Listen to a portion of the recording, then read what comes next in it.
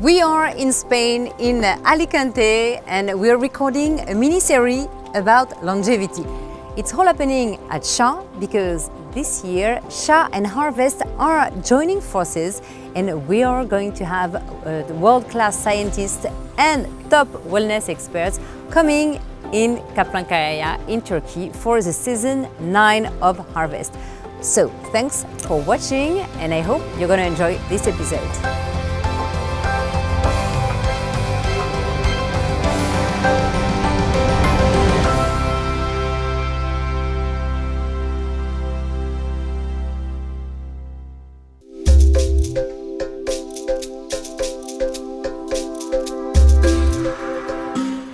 What's your biological age and what are the tools to find it? Welcome to the Harvest Series podcast. Today I'm speaking with Dr. Vicente Mera, one of the world's leading experts in anti-aging, genomics and integrative medicine.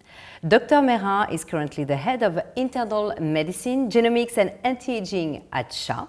His groundbreaking work in longevity earned him the prestigious title of Best Anti-Aging Doctor at the European Awards in Medicine.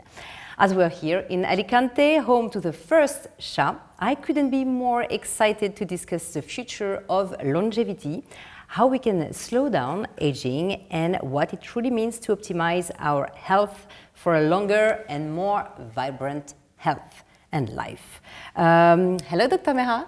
Hello. I'm very happy to be with you. So am I, really grateful to stay with you here. Can you explain the concept of healthy aging and how it differs from traditional approaches to aging? Yes, we have changed actually. We don't use this name anymore. We start with just anti-aging was the first, and there are many people with this title, and we study, and all the books and all the papers were great anti-aging, but anti-aging means that you have to fight against aging, and I don't think that is the idea, to fight this aging, but then we substitute that term anti-aging for healthy aging. That means that it's better to live and age healthily than to go against something that is natural aging. We start to age at the age of 25, so why to be anti-aging constantly? And now, however, we have changed again. We don't like anti-aging, healthy aging. We just mentioned the word longevity.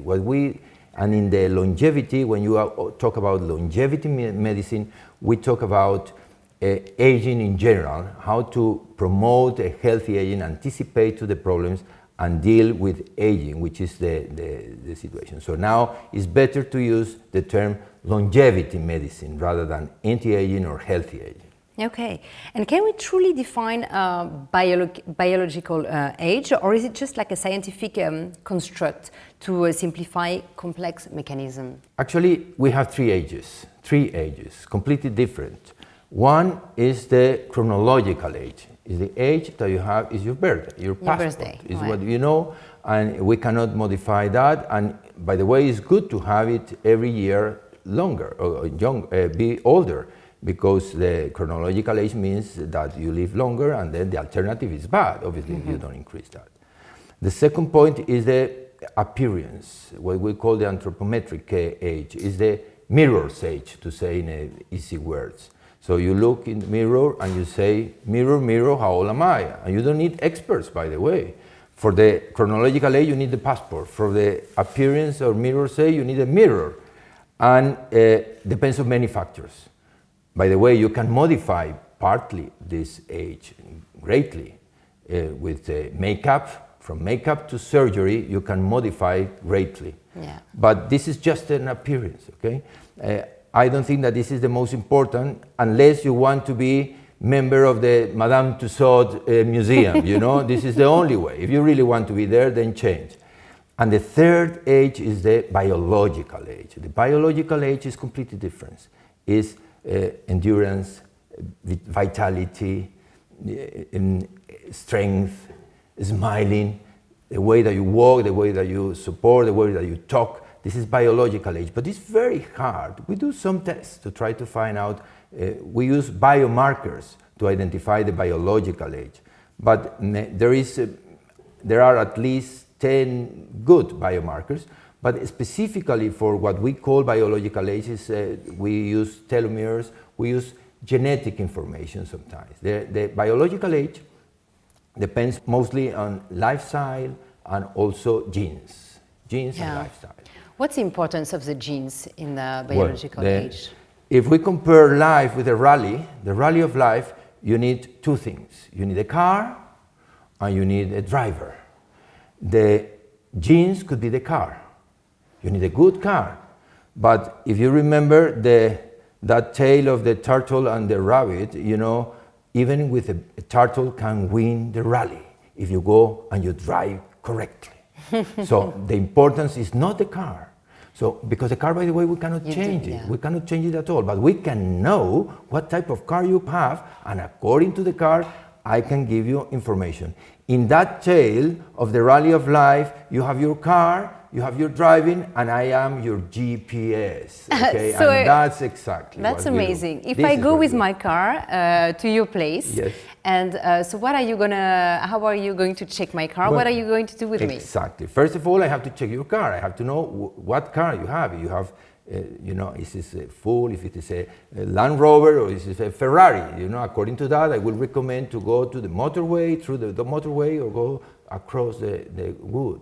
So it's very important. We select a lot of information about genetic. Now we can have a lot of information, genomic information, propensity to certain things, how you metabolize cholesterol, how you metabolize calories, how you oxide, many things that we can stay the whole day talking about, the things that we can identify in your body.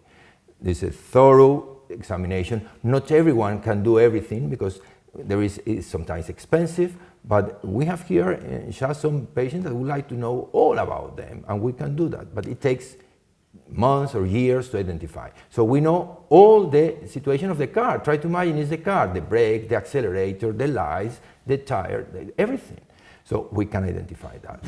And number two, we give you some recommendations according to that, okay? We can do two types of recommendations: blind recommendations, common sense recommendations that everybody can do, but it's much better if we personalize. If you have, insist, a Ferrari, I will say, take the motorway, okay? But if you have another one, I will recommend to go to another. So depending on the genomics, we can do that.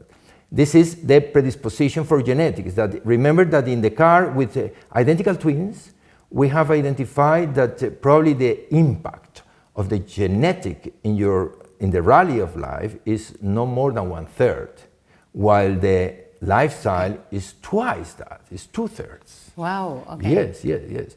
So the importance of the lifestyle is much, much better, much important.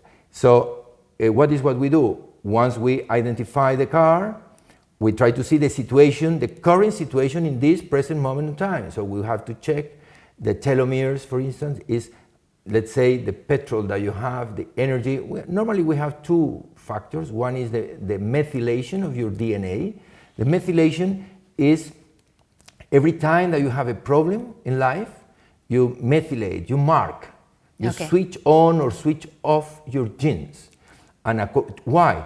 To remember in the future this act and try to improve next time the same problem. For instance, if you have cancer, you switch on certain genes, so next time you fight against cancer in a different way, more effective and more efficient. Okay, intelligence of the body, exactly. Of the genes. Or you can switch on and switch off according to that. For instance, if you eat a lot, well, you switch on certain genes of obesity, diabetes, and so on. So you can modify that, and this is what we try to see, the methylation. And we can identify how methylated is your body, and according to that, give you solutions for that. The other point are certain biomarkers that we know very well, such as cholesterol, blood pressure, many things of the classical medicine that we introduce. But there are some others, a new one, like certain genes or certain parameters or biochemistry that we do that. The strength, for instance, is very important as a biomarker. People, of all the markers, if you ask me which is the most important, I will tell you that weight. Okay. I have sometimes few and limited time to see people. And when they come in and say, doctor, what is your expectation about my longevity? I look at the patient, I look at the weight. And this is my first answer. If you are overweight, your expectations are very low. Weight is essential, okay? Essential.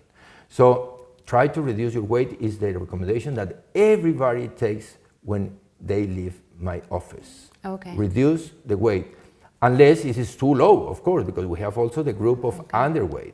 So you have to take it in certain groups. This is the first point, weight.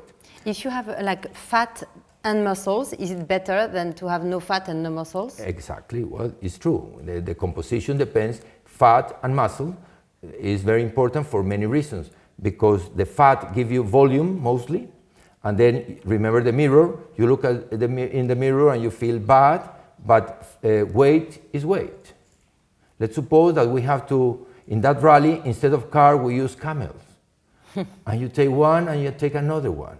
And I weigh twice like you weigh. My weight is 140 and your weight is 70. And you try to go in the camel. Who is going to win? No. Let's suppose that instead of fat, what you have is gold, because you are very wealthy. And you take a big luggage of gold with you. And you say, I'm heavy, but it's gold. You say, well, for the camel it's the same. You will go the last one. You will not win. Don't put the excuse of it is muscle, this is fat, this is not. Really? This is a bad excuse. But nevertheless, obviously, better if the composition is more muscle than fat. Yeah, sure. Okay. Two reasons for that. Number one, because we have seen that an independent factor is the strength. And the strength, obviously, is better and higher if you have muscles, but not necessarily. Training is very important. Sometimes we believe that strength is only the appearance. No, but I test. We have some markers, which is a dynamometer. It's a small machine, and you take the strength of your hand grip, and according to that, we can estimate longevity. Really? Absolutely. You need a minimum of 50%. You can do that at home. Everybody can do that at home. You need, you check your weight, and you see your weight. 70, 60, 50, 100, I don't know. And then you have to divide 50%. Why 50%? Because if you have a fall, you have to sustain 50% of your body with each hand. So if my weight is 70, for instance, I need 35 for one side, 35 with the other one. If I don't have this 35, then that means that I can have falls, that I can, if I have a fall, the impact, instead of going to the muscle, that they can support a lot of weight, they go to the bones. And then I have a fracture. And a fracture changed my quality of life. If I change my quality of life, remember that I change my longevity. It's very important, that concept. Those who had good quality of life normally live longer. So don't try to live longer. Try to live with better quality of life. This is a real thing. Some people ask me, wow, I want to live longer. But well, quality of life first. Not always we can succeed, but if you don't have quality of life, you live short. Right. Absolutely sure. Do you have, for people at home, if they go, if they want to weigh themselves according to the height or according, I don't know, to the bone structure, or how can you calculate? We calculate the weight, and the fat is very easy to calculate. You can calculate easily with the scale, but this strength, for instance, is very easy to calculate with this is dynamometer. You can buy in Amazon, very cheap, and you can get it and check. If you are not 50% of your weight, you have big problems. Okay. You have to do that. Women or men, it's the same. Okay. So we have to check this, and the stronger you are with your hands, the longer your longevity, the expectation of your longevity. It's amazing. And how can you do that? Train, because we train. We can train perfectly that. Is there a difference for men and women? Because I think like women have a more tendency genetically to stock fat. Yes, there are some differences, it's true. But in essence, it's practically the same. Because if you have a fall, you have to sustain 50% of your body. It's evident. Okay. If you don't sustain 50% of your body, you have a fracture. And if you have a fracture of your wrist, it's not a big problem. You stay 4 weeks or 6 with a small plaster, and that's all.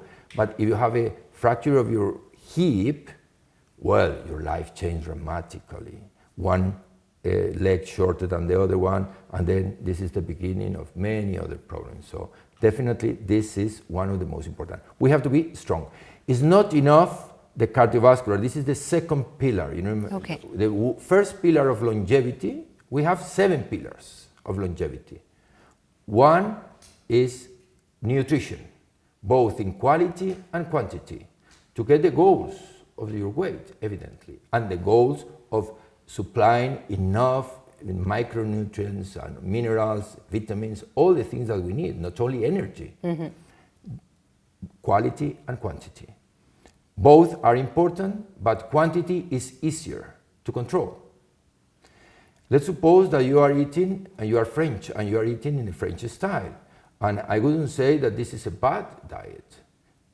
But if we have in a table one French, one Spanish, one Chinese, one Japanese, we will have serious difficulty to say who is eating healthily. Yeah.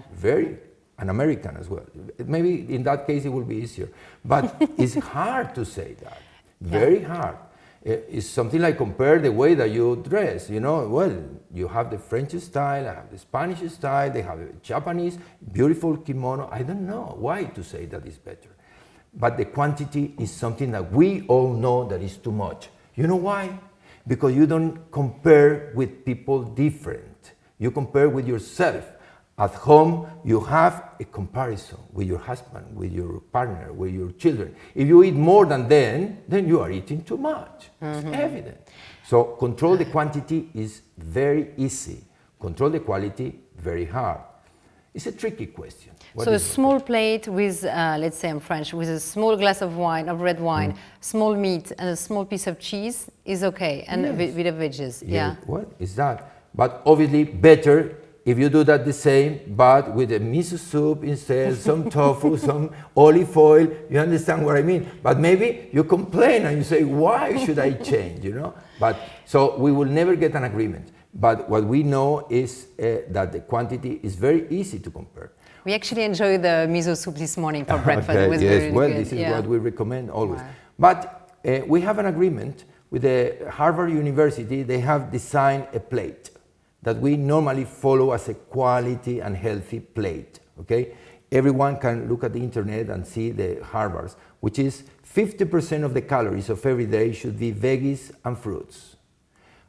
2/3 veggies, 1/3 fruits. And the other 50%, half is cereals, and the other half proteins of good proteic value. So that's all. And if you can add that according to your own style, well, it's perfect, okay? But so nutrition is the most important pillar. Yes, definitely is the most important. The second point is exercise in cardiovascular and strength. Not only cardiovascular. People love to run, swim, do exercise, dance, whatever. This is good. But we need, remember the falls, and we need to be strong. And when you are stronger, your brain is stronger, everything is stronger, and I can see that every day. Stronger people live longer. I know that. And I try to transmit that to your audience, okay? This is very important. Do you do a lot of exercise of gym? Well, a lot. You go to a good point. It's not necessary to do a lot. You have to use the word efficiency. You do efficient job because I do that every day, but I have limited time. Yeah. And I try to do, according to a trainer, obviously, don't try to do that yourself. This is another thing. It's a big mistake. Ask a professional. Try to imagine that I start to do what you are doing now.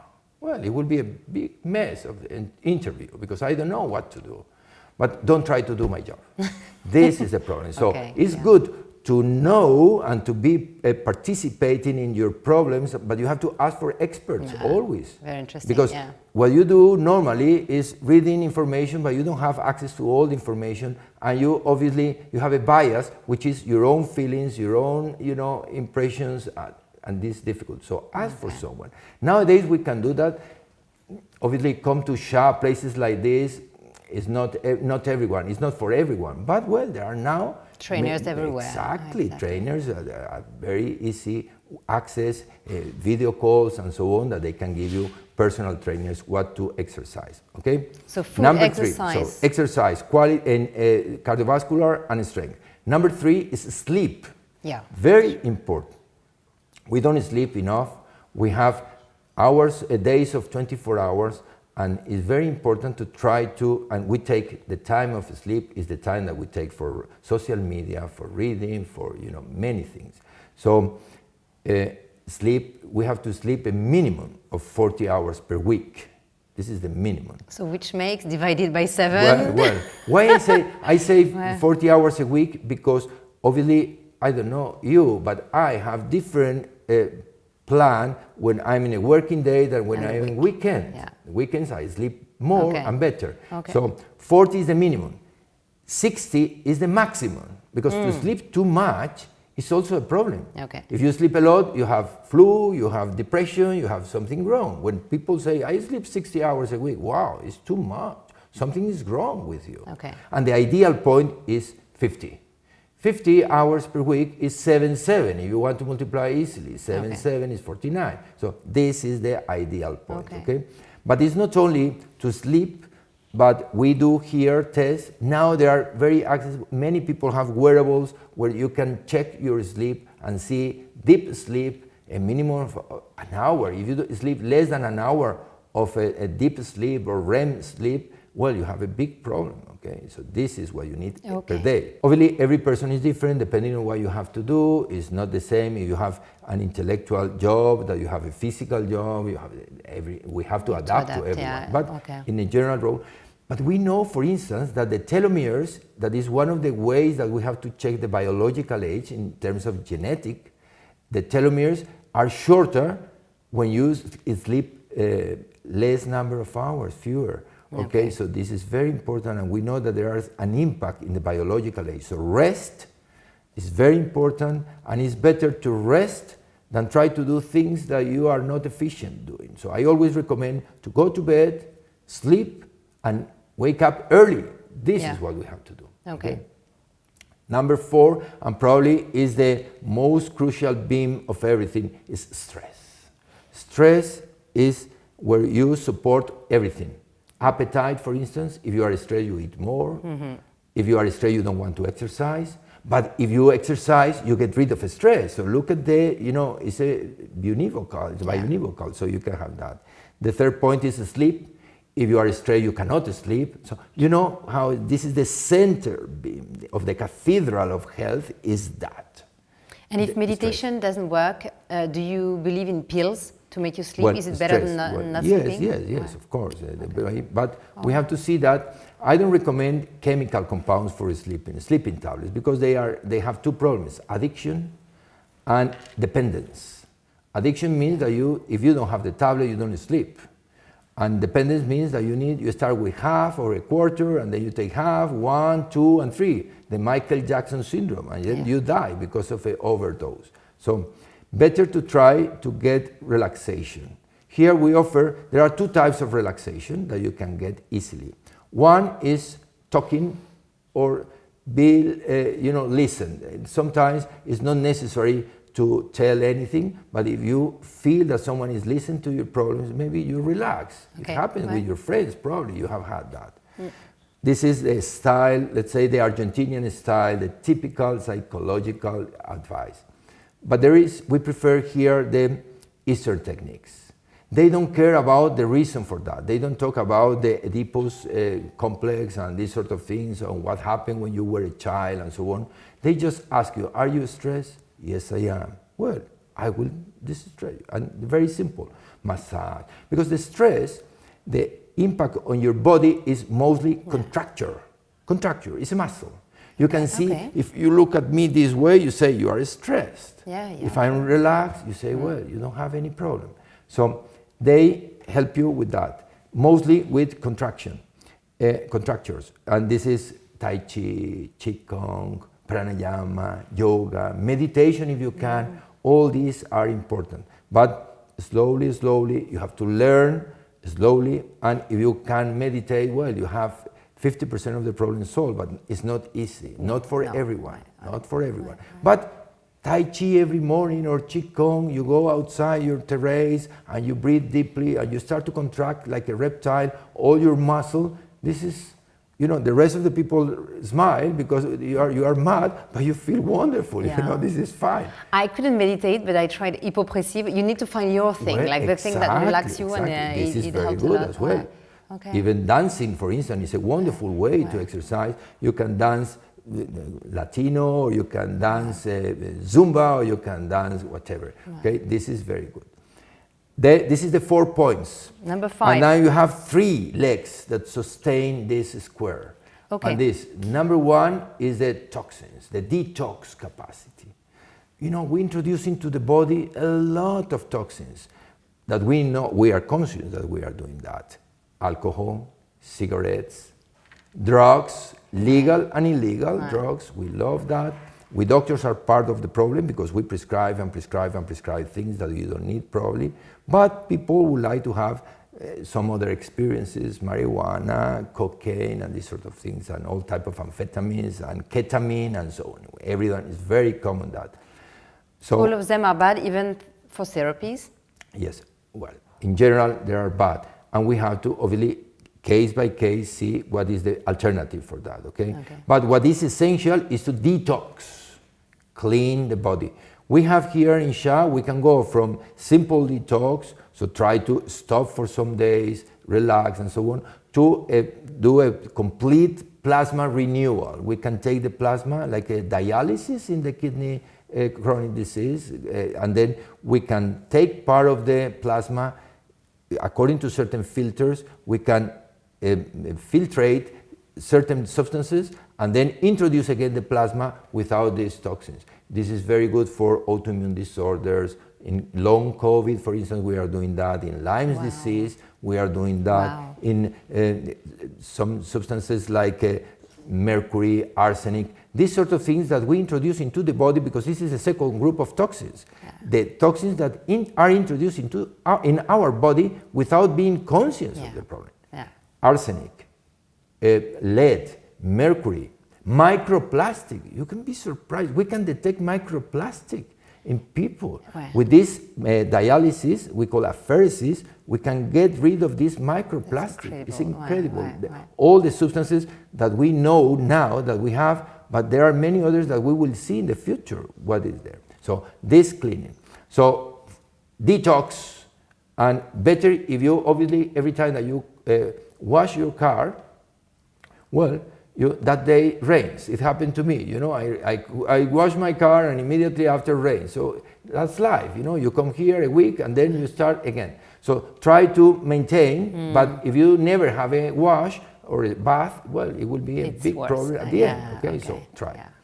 Number 6 is the microbiota. This is a new world, and we have pay a lot of attention to the microbiota. It was in the past we didn't pay attention to that, but now it's really interesting for emotions, for metabolic problems, for inflammation, for we know all these circumstances that now leaky gut, you know, irritable bowel syndrome, and a lot of intolerances to different type of foods. So we pay a lot of attention. We examine with a thorough examination of the microbiota, all the good flora, the bad flora, all the substances, and then we promote a healthy diet according to that, and probiotics, prebiotics, postbiotics. There is a big world of treatment that we can see that, apart from obviously avoid intolerances and so on. So, and the last one, according to the age, is another very important pillar, and I leave it for the end because it's the hormonal balance, okay? This is essential in every moment of the life. In the adolescence, we need that. When you are mature, in normal age, the standard age, and when you start to menopause, is tremendous. Till recently, I have some statistics from Spain. Women in the last century, in the 19th century, at the end of the last century, they die normally at the age of 50, and women 45. And now we have double the expectancy of life in 150 years. But what is the point? It's not only the longevity. When you are 45, you don't have menopause. You have menopause when you are older than 45. So how many years are we on the earth, Homo sapiens? 40,000, maybe 60,000 years? So the 60,000 years since we are Homo sapiens sapiens, women and men always die before menopause because they die before 45. There was no problem. If those days I put in my office, I treat menopause, it would be a mistake. Nobody will go there because everybody died before that. Yeah. But now people live longer. Well, always people have lived. The hormones don't give cancer like we read in the past? What is true. We select here, cancer, the treatment of the hormonal treatment is tricky. Why? Because we have three responses, in my experience. Three. One, women and men, also men, we will talk about men. But the thing with men is that they have the menopause or andropause at the age of 55 or something like that. But let's talk about women first. 45. Then the treatment, we start with that, we have three different responses. Number one, fireworks. Wonderful. You go to your 30s again. This is a wonderful response. You feel younger again, your collagen improves, your memory, attention, your hot flashes disappear, your sexual life changes dramatically. You look in the mirror and you feel wonderful. This is happening 1/3 of my patients. The other third, they have good results. They feel better, they feel younger, they feel fine, but not for fireworks, okay? But fine, better. I always give treatment for them. But there is another third. And the third, they have good or bad results, but they have side effects. Okay. In the first two groups, no side effects. Yeah. So that makes me feel, sometimes aware that some problems could occur. Now we do a genomic investigation. So we can see this, as you can see, is not at random. It depends on your capacity to develop that and according to your propensities. We tested here the propensities for the three main problems: cancer, cardiovascular disease, and venous thrombosis. If you have propensity to any of them, or you have had it currently, for instance, obviously you need a mammogram, you need a smear test to rule out all these problems.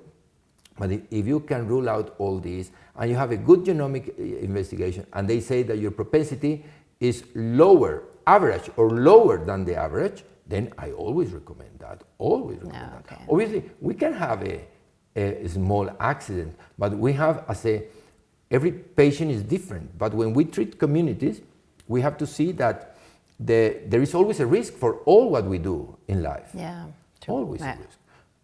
Driving cars. Last year, 1,500 people died in Spain because of a car accident. 1,500. We are about 30 million of frequent drivers. So that means that 1 out of 20,000 die because of a car accident. So every time that I open my car and I try to go to Alicante, then I have to think that my chances of dying is 1 out of 20,000. Mm-hmm. It's low. Yeah. So I take my car, I assume that risk, but maybe I would be one of these. But when you have the risk of cancer is much lower than that, and then so you have, and we are talking about my quality of life. Zero side effects is not possible, but we balance. So men should take hormones too, if they can? Of course. Men, around also 60. The men at the age, we do that. It's different. The thing is that men, for two reasons. Number one, because it's very hard for us as men to recognize in the mirror, I have andropause. It's really hard, it's really hard. Women, in my experience, easily say, that's not me. I don't find in that, and it's the only thing that I ask to women to see if they are in menopause. When you look at the mirror, in the mirror, you think that you are you or you are another person. Say, I'm not that person. Then this is menopause, Amazing, okay. It's exactly that. But men, I feel wonderful, Ego is in the way. Exactly, and sometimes we have to do some tests. unconfirmed. So we do tests because it's not so. Women, you have an evidence, which is the period. Obviously, you don't have periods. It's very easy, but we don't have that. So we always believe that we are working perfectly and so on. When I do the tests, the hormonal balance and so on, we can identify that.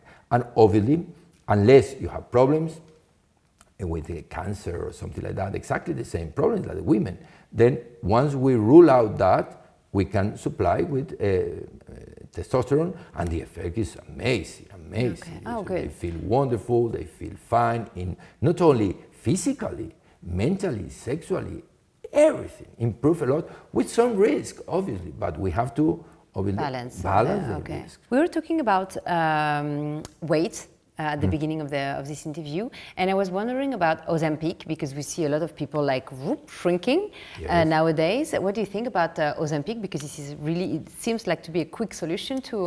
Yes, it's true, and we have seen, and this company has found a big solution for many problems. But what I recommend is exactly the same, and we have implemented this in SHA. It's not coffee for everyone. Not coffee for everyone. Sometimes I have seen doctors that they prescribe the Ozempic by telephone. You say, take Ozempic.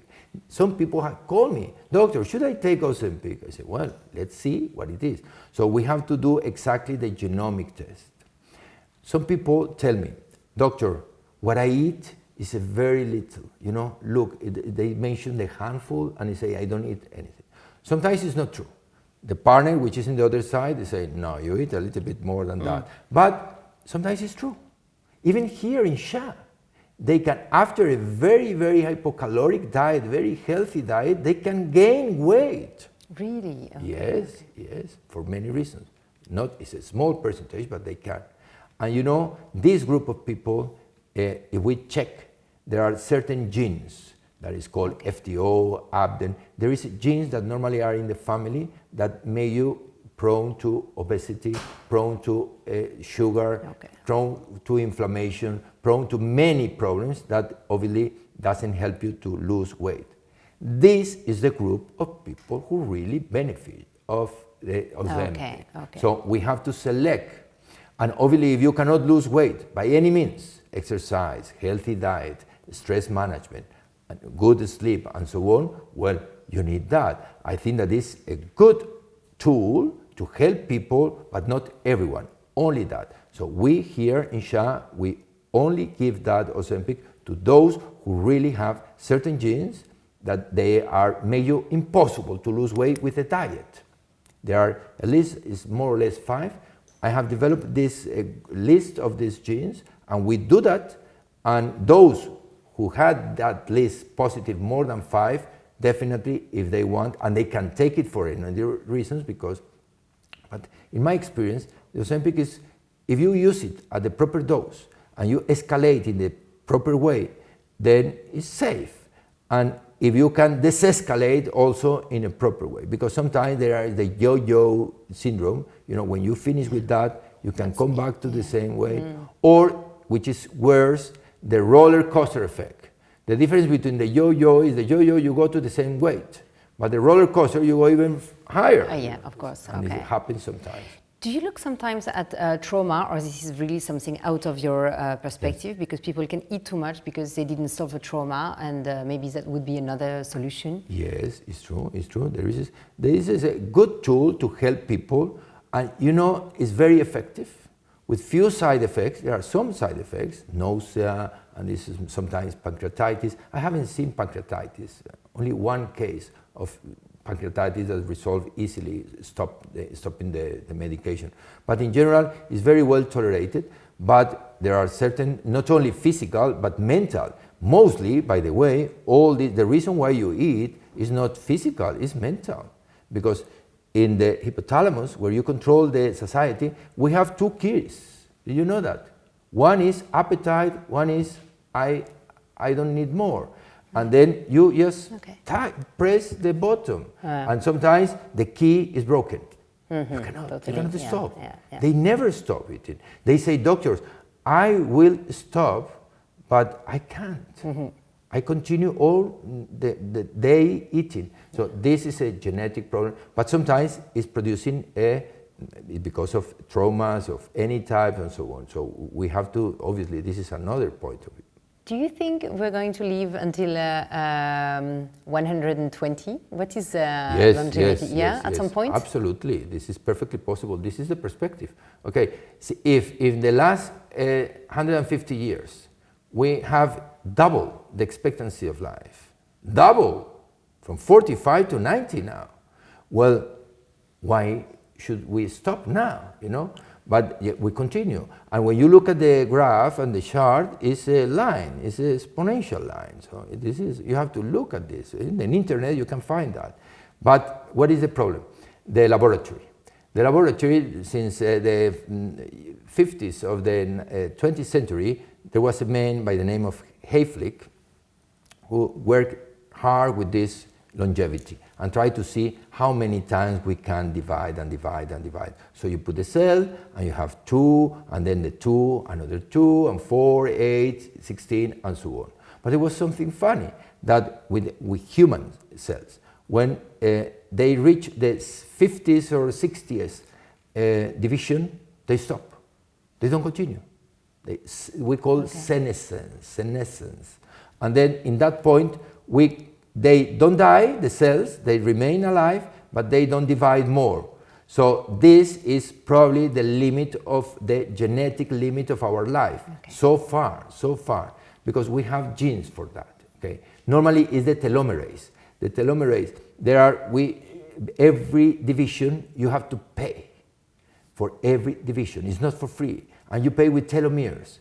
And the shorter your telomeres is the cash that we have to continue living. So you need to keep your telomeres. And at the 60th division, you have no telomeres at all. So they checked that there were no telomeres. So this is the point that you died. And the equivalent is normally 120 years on the ground. And all the demographic studies with people trying to see how old were they when they die, they documented, because there are two things very curious. Sometimes the age is not documented. Even in places, I've been in Okinawa where people live longer, and you know, I know that very well. I have been 4 times. I know very well that. But there are people cheating. Why? Because they say there is another problem. There is actually the Nobel Prize, the IG, have you ever heard about the IG Nobel Prize? This is the economic Nobel Prize. It was a man that was trying to say something curious. The Nobel Prize is something really curious.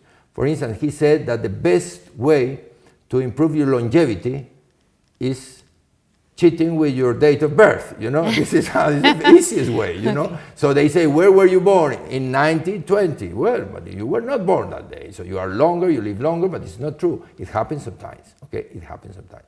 But when we check that, is it true that people that normally is 120 the maximum? Okay.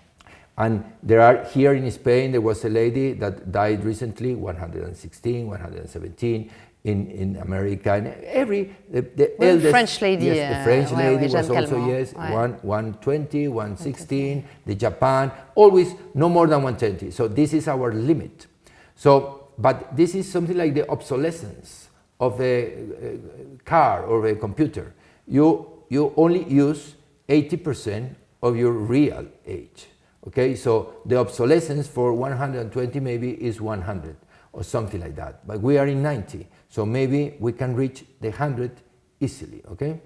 I would like to know, to finish this interview with something about you, if you don't mind, and to know how you became so passionate about aging, about longevity, and is there something like explanation for that? Yes, it's true. There is always an explanation for these type of things, medicine, business, and so on. I tell you, I have a bad experience with my father. My father was also a doctor. And he was my first patient, very sad. When I was finishing my medical studies, I went to Madrid to study, specializes in internal medicine. And he was in the south, in Seville. And he went there, and one day he said, Vincent, I have a pain, a little pain on my back. can you see me? Because we cannot be the doctor of yourself. So I say, well, I will have a look of you, I will see you in Madrid, and we just make a small ultrasound or something like that. Wow, I did the ultrasound. Was my first patient as a doctor. It was 40 years ago. And you know what happened? I found, I was going to find a stone or something like that, but I found a horrible cancer, big cancer.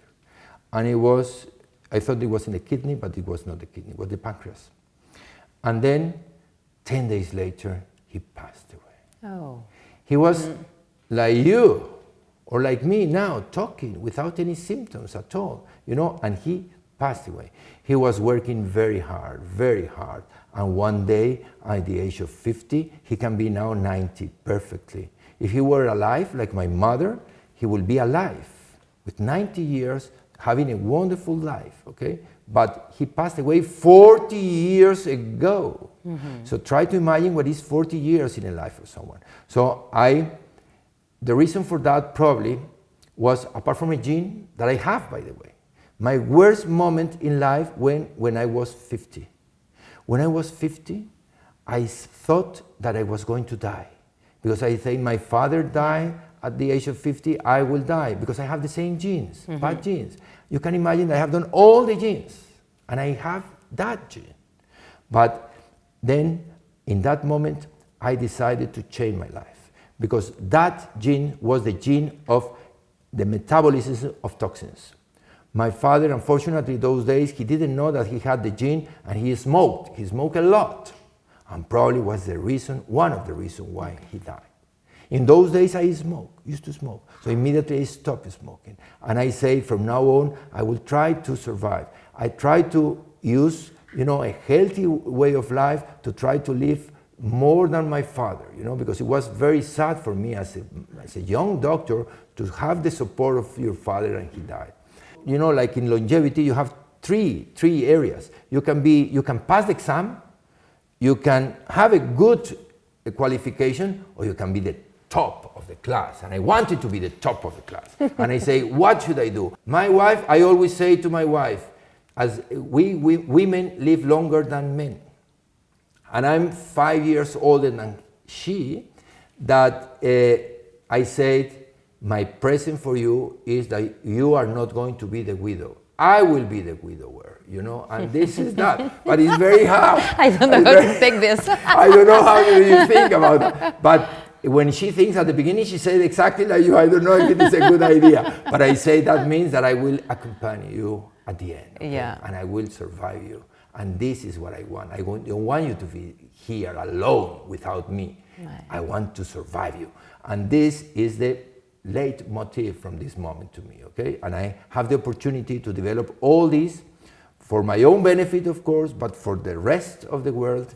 And we try to help people with all this, and including this holistic integrative medicine that, in my particular case, well, is doing very well, you know, because I was 50 many years ago and I continue alive, you know, so that's all. Fantastic. Thank you so much for sharing your knowledge and your passion. Yes, okay. And it was really a real pleasure. Okay. Thank you for watching us, and check your car and be a careful driver.